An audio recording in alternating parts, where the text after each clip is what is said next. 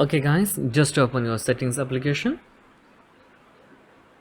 and select general and scroll up. Then you can see here background app refresh options is here.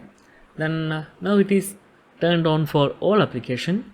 Now you can individually set a particular application or applications to which one access the background app refresh. That means if your apps working on background and they can use the data for refreshing content.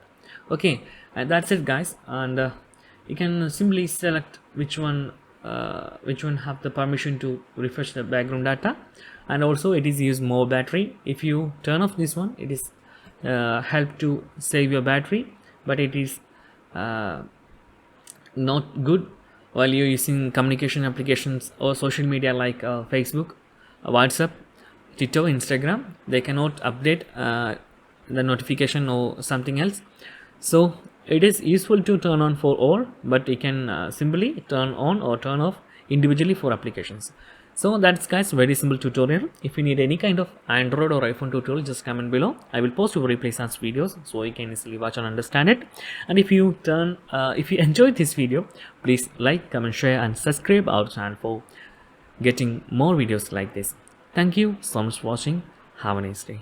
Bye bye.